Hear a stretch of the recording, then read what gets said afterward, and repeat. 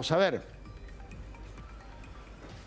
Está Hola, Carlita Tato, ¿qué tal? Richetti, del Buenas Centro tardes. Porteño. Dale, ¿cómo estás? Acá estoy yo, bien. Uy, qué ruidito. Bueno, ¿de qué estamos? Con Luis Seco, que nos está recibiendo acá para hablar de esto que vos decías recién. No solo cayeron los bonos un 1%, los bonos en dólares, sino que además el riesgo país subió. ¿Qué significa esto, Luis, en un contexto en el que se emitió este comunicado que según el gobierno es muy favorable para nosotros en el medio de esta negociación de la deuda, pero que aparentemente solo lo tomarían a bien los acreedores privados? Mirá, la verdad que eso, bueno, primero buenas tardes. El comunicado más importante tal vez de lo que dice es lo que no dice, y creo que en parte también el mercado hoy refleja las dudas que generó el comunicado, en tanto en cuanto lo que dice es, bueno, lo que ya se sabía, que Argentina tiene un problema enorme para afrontar su vencimiento de la deuda, que va a ser necesaria una quita significativa en materia de ya sea que provenga a través de un alargamiento de los plazos, baja la tasa de interés, quita de capital, será una combinación de esos tres elementos. Pero lo que te decía que no dice, y que es muy importante, es que no dice cómo va a ayudar el fondo en todo este proceso, ¿no? Dice, le pide a los acreedores privados que pongan el hombro, pero hay una incertidumbre enorme del lado de, bueno, ¿y el fondo qué?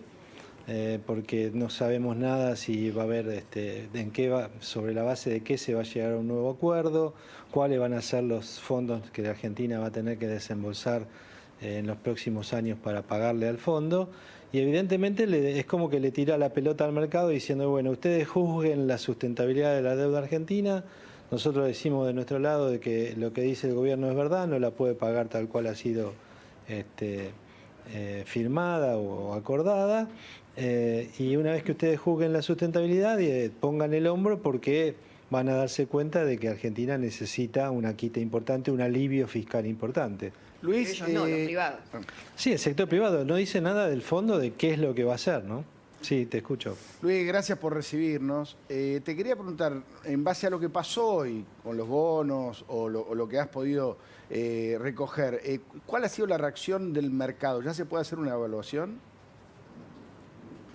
Mira, yo creo que al mercado no lo tomó por sorpresa este comunicado, ¿no? Se sabía que lo que dijo ya el ministro Guzmán había sido muy importante la semana pasada, que básicamente delineó lo que te decía antes en materia de sustentabilidad, que Argentina no puede hacer más esfuerzo que el que está haciendo, que no va a tener superávit fiscal en los próximos años y que en consecuencia el alivio de la deuda tiene que venir de una reducción importante, digamos, de la carga de intereses y amortizaciones que tiene por delante. Eso era una configuración, un panorama que ya estaba presente, digamos, en la mesa de todos los acreedores, esperando la propuesta que va a llevar la Argentina a esa mesa. Ahora, el tema es que el fondo, yo, como te decía antes, no aportó, no redujo la incertidumbre de un aspecto clave, que es cómo calcular o cómo hacer los cálculos de sustentabilidad de la deuda, que básicamente es cuánto hay que pagar de bonos, en este caso los bonos que se refinancien, cuánto hay que pagarle al fondo y cuántos recursos está la Argentina en condiciones de generar. Pero eso lo En tiene materia que decir el fondo, de ese perdón, Luis. calculito... ¿Eso lo tiene que decir el fondo o lo tiene que decir el gobierno argentino? No, hay un insumo fundamental que tiene que decir el fondo, que es cuánto va a haber que pagarle al fondo. Ah, claro. Porque vos imaginate que el principal acreedor de la Argentina es el fondo. Entonces, no es trivial que uno diga, bueno, vamos a un acuerdo, que la Argentina va con el fondo a un acuerdo en el cual refinancia todos los vencimientos, digamos, los patea para de acá a 3, 4 años. Y otra cosa muy distinta es que a partir del año que viene haya que empezar a hacer los pagos que están previstos originalmente. Entonces, imagínate que en ese contexto, si el fondo no da una pista de cuánto pretende cobrarse y cuál va a ser el acuerdo, si va a ser simplemente una renovación del acuerdo stand-by vigente o si se va a ir a un acuerdo más de facilidades extendidas que presuponen plazos más largos, pero también un esfuerzo más grande, me parece que es muy difícil que el mercado pueda juzgar la sustentabilidad. Entonces el fondo tiene que aportar un insumo muy importante para poder analizar una propuesta de deuda que le haga a la Argentina a los acreedores privados. Luis, ¿qué tal? Soy Jessica Bossi. ¿Cuán cerca crees Hola, que Jessica. estamos del default? Yo creo que estamos bastante cerca, ¿no? La experiencia de lo que sucedió con el bono de la provincia de Buenos Aires, el BP21 y el AF20, que es el bono dual, no fue buena. El mercado siente que el gobierno no tiene mucha vocación por preguntar primero o tratar de descubrir primero dónde están las pretensiones, dónde está el otro lado, qué es lo que le sería admisible, qué tipo de bonos puede llegar a demandarle al mercado. Ahora se inicia un periodo clave, que son básicamente un periodo supuestamente de consultas, de reuniones con el mercado para tratar de delinear esa oferta, pero hasta el día de hoy yo te diría que no hubo ningún avance en ese sentido, y por eso es como que ahora, imagínate, el gobierno argentino no mostró mucha vocación de mostrar las cartas, incluso se usó esta figura poco feliz del jugador de póker que tiene las cartas apretadas contra el pecho y no las quiere mostrar. No muestra las cartas de su programa económico, no sabemos si es este o si habrá otro. No sabemos las cartas que tiene el fondo en la mesa, o sea, si va a ir a un acuerdo de más largo plazo, si va a permitir que la Argentina firme un acuerdo más corto, no sabemos cuál va a ser el programa que se acuerde con el fondo, ni los lineamientos.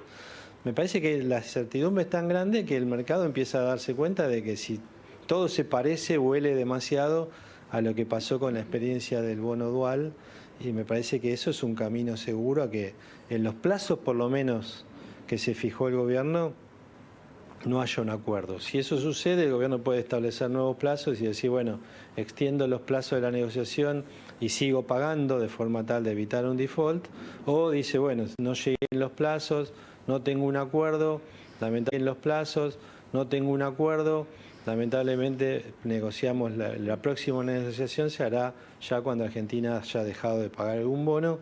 El mes que viene vence un bono no muy importante, que son más o menos 40.000 millones de pesos, la mitad, menos de la mitad de lo que venció este mes con el bono dual, y ya después en abril hay un vencimiento muy importante de capital, que es un bono en pesos de ley internacional, y habrá que ver cómo se encara ese vencimiento, ¿no? Luis, te confieso que escucharte asusta, nos preocupa, nos quedamos todos movilizados con tus definiciones de recién.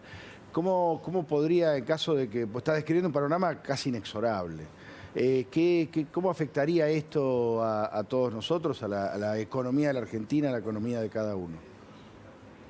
Tato, digamos primero que siempre estos procesos son reversibles, ¿no? Sí, claro, siempre claro. El gobierno puede hacer un esfuerzo más, puede mostrarse más colaborativo e iniciar una negociación un poco más seria de la que tuvo hasta ahora con los acreedores privados.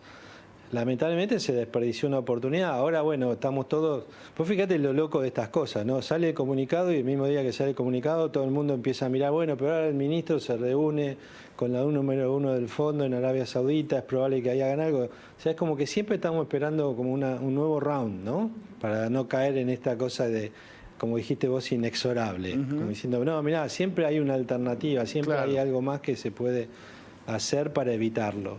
Ahora, ¿cómo nos puede afectar? Mirá, hubo una lectura muy liviana de las consecuencias del default anterior de la Argentina. ¿Te acordás que yo creo que alguna vez incluso te escuché o lo hablamos en algún programa de decir, bueno, pero al final no fue tan costoso hacer el default del 2001 o del 2002? Y la verdad que vos mirás todo lo que pasó con la mayoría de los países parecidos a la Argentina de entonces. ¿Y qué pasó con la Argentina? Y te das cuenta que fue muy costoso. Pero es verdad que la clase política argentina, gran parte cree que no fue un problema, que no fue grave. Bueno, eso es lo grave, porque al pensar así siempre está predispuesta a ser uno nuevo, ¿no?